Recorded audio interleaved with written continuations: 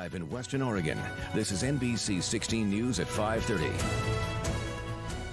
Good evening and thank you for joining us. I'm Jacqueline Mazer. Tonight is the final chance for Oregonians to weigh in on their elected leaders until November. Our Perry Elia Durrani is live outside Lane County Elections Office, where residents have until 8 p.m. to submit their votes. Now, Perry, how's the turnout so far? I voted! Rock and roll! Well, Jacqueline, we won't have the official turnout results for quite some time. The ballots still have to be cast and then the votes have to be counted. But the Secretary of State is already reporting a higher pre-election day turnout than back in 2018. For example, Lane County saw 33% of its residents already turn in their ballots by this morning. That's 5% higher than we've seen in previous years. And Oregonians have a lot to consider on that ballot. Congressman Peter DeFazio facing a challenge from within his own party, his Democratic Party, as well as facing challenges from two Republicans. We've got mayors from Eugene and Springfield also facing challengers. And Joe Biden is the Democratic presumptive, or rather the presumptive nominee for the Democratic Party for president. But Senator Bernie Sanders is asking his supporters to vote for him anyway, and that's because they want to influence the direction of the party. So we've got a lot to follow on this election day. Those results will be coming in. We'll be sure to keep you updated on our 11 p.m. newscast. But in the meantime, do be aware these votes might take some time to be counted, longer than usual, and that's because Lane County tells us they actually have less election officials working to count these numbers due to social distancing guidelines they're trying to follow. Got it. Thank you, Perry. Appreciate it. Well, the executive orders Governor Brown issued to slow the spread of the coronavirus remain in place. The state Supreme Court weighed in Monday night, quickly halting a rural judge's decision that tossed out the governor's executive orders. 10 Oregon churches filed the lawsuit earlier this month. Kevin Mannix, an attorney in the case, held a virtual press conference Tuesday. He claims the governor should have gone through the state legislature in order to extend her executive order past the initial 28 days. I'm a member of a church which has got many hundreds of members, and they figured out if we're allowed to only have 25 people attend Mass, and we have like 8 Masses on a weekend, it would take 5 months before all the members of our church could go to Mass once. In a statement, Governor Kate Brown said, quote, "I've worked within my authority using science and data as my guide, heeding the advice of medical experts. This strategy has saved lives and protected Oregonians." Happening tomorrow, Governor Brown will review proposals from Marion and Polk counties. The governor denied the county's applications last week due to a recent increase in virus cases and hospitalizations. As for Washington County, its Board of Commissioners approved a reopening plan last week, but we still don't know when they will submit their Phase 1 application. The county has said they hope to reopen by early to mid-June. Now, all the yellow counties on the map are 31 approved to start Phase 1 of reopening. In our region, that includes Lane, Douglas, Coos, Deschutes, Benton, and Lynn. All the gray counties have not been approved, including Multnomah, Washington, Clackamas, Marion, and Polk counties. Well, restaurants in Eugene and Springfield are starting to open back up. Following Lane County's approval for Phase 1, restaurants can now have in-house dining. However, it comes with some restrictions. NBC 16's Stephanie Rothman is live in the studio with more. Stephanie? Jacqueline, it's been long awaited. Many people had their first brunch this weekend, not able to dine in instead of taking out. But as this week begins with the service industry hit hard, not all are ready to welcome everybody back just yet. There's like nothing going on out there, but there's so much happening in here. Off the Waffle co-founder Omar Ararian breathed life back into his company during the pandemic. After closing down 2 locations, he's created 2 new concepts, These Burger and a new delivery system, Liberating Courier. We realized, okay, we got to generate X amount of revenue to be able to continue operating this thing and covering our overhead costs. And just in time for Phase 1, as he is now allowing customers back into the downtown location. We keep on we're hiring, a couple people every week because we just keep on getting busier. Although it's been a slow start to the week, he recounts a busy scene over the weekend. But it hasn't come without adjustments. Tables need to be spaced out 6 feet apart, groups of 10 or less. Every surface is cleaned constantly, and communal items like salt and pepper shakers and utensils have now been removed to help curb the spread of germs. People are just happy about it. I think people want to be cautious. I think people very much want us to continue to be cautious, and we are being very cautious. Eugene restaurants are opening their doors and people are starting to come back. But here in downtown Springfield, things are not picking back up right away. They're looking to open back up when they're set and ready. And we're just really looking forward to getting back open. Jasper's Tavern is holding off on reopening, waiting a few more weeks before letting customers back in.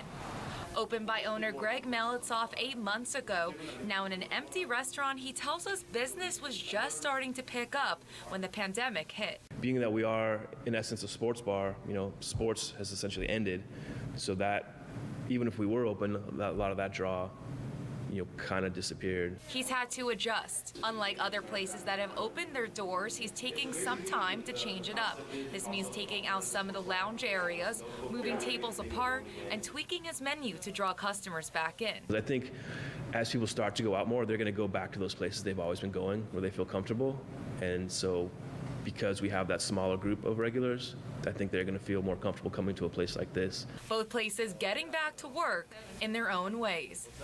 It's just so interesting. While both restaurants are still doing takeout and delivery, it's also important to note staff must wear a face mask now too. The big question on both of their minds is, as they reopen, will customers come back? That's something we'll have to follow up on in the coming weeks. Jacqueline? All right, thank you, Stephanie. Well, more than 266,000 Oregonians have lost their jobs during this pandemic. The Oregon Employment Department released the new numbers today. It says about 1 out of every 8 Oregonians is out of work. The unemployment rate has reached 14.2%, a record high. That's compared to 3.5% in March, a record low. This is the largest one-month increase in state history. The 2020 Coos County Fair and Rodeo has been canceled following the governor's order to cancel large events until September. The fair has been a time-honored tradition for well over 100 years, with rides, vendors, concerts, and 4-H educational programming. The board chairman says the impact of the cancellation will be felt countywide. There's a handful of them that are local vendors. They're missing out on a pretty good chunk of money, the whole county in general, with all the other festivals being canceled. Sponsors help our fair out. That gets their name out in the county, and all that is gone. The Coos County Fair Board considered postponing, but that wouldn't correlate with the 4-H auction, which is on a timeline with the animals. Coos Youth Auction Committee Chairman Dave Scolari says they'll have a modified auction tentatively set for July 25th. The location is still being determined. As part of social distancing, 4-H students will submit photos of their animals. Letters will be sent out to past buyers in the next week or so. Well, let's take a look at coronavirus numbers statewide. Oregon surpasses the 3,700 mark of coronavirus cases, and there are now 140 deaths. More than 2,500 are in Multnomah, Marion, and Washington counties. So far, more than 1,500 are still active cases. Looking at our region, numbers are fairly low compared to up north. Benton County has 54 cases. Lynn County has the most with 109 cases. Here in Lane County, we remain at 66 cases, including 1 presumptive case. Deschutes County has 107 cases. Douglas County stands at 25. 23 people have recovered there. Coos County still has 30 cases. Well, childcare is a top concern for many parents, especially as we head into summer in just a few weeks.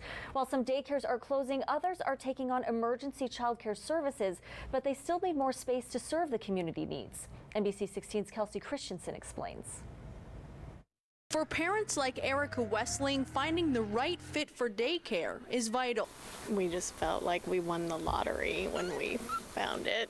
For her family, that place was Echo Kids Village, an in-home daycare and preschool in Eugene. They care about the kids so much and just are so compassionate. That's why it was heartbreaking for Westling and likely the other 19 families at Echo who received this letter announcing Echo Kids is closing its doors due to many factors in this pandemic. I'm still working full-time, supposedly. I'm taking some COVID leave, but that'll run out in June, and we were really hoping Eco Kids would have some regular summer care for both these kiddos. And so now we don't know what we're going to do. Just north of town, the Eugene Family YMCA is in a tough position too. It's taken on the role of emergency child care services, hosting more than 100 kids. Problem is, it's currently using 3 schools for extra space to social distance. But come this summer, it won't have access to the extra room. We could have a room that used to have 45 kids in it, and now we can only have 10. Leaving the YMCA in desperate need of more space this summer. If we don't have a space, we won't be able to fill the need of the community. The Y has been reaching out to faith centers hoping to find room. And as for the Echo Kids, well, its on-site program is cut, but it continues to live online. Parents can buy activity bags on Echo's website and then just tune in on a Zoom meeting with Echo Village for the activity. Reporting in Eugene, I'm Kelsey Christensen. An energy efficiency campaign just launched on the South Coast. It's a limited time campaign, the goal being to create jobs with local HVAC installation companies. NBC 16's Amanda Slee reports.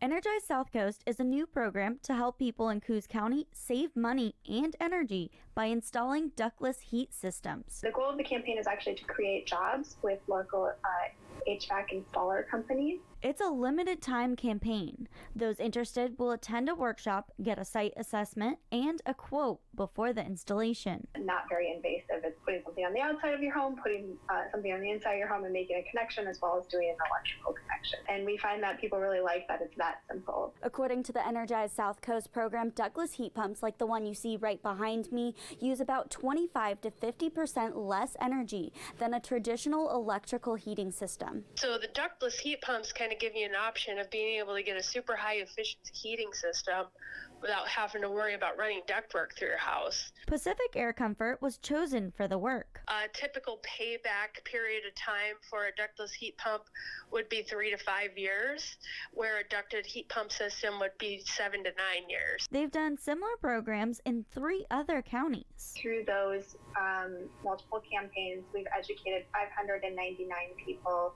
We've had 195 installations of ductless heat pumps, and we've created 11 jobs. The deadline for the program is September 30th. Reporting in Coos County, I'm Amanda Slee. Energize South Coast is hosting an online workshop tonight, so you can learn more. There will be 2 more online workshops through the summer. Well, coming up on your only local news at 5:30, Willamette Animal Guild is back in business when your pets can get the surgeries they need.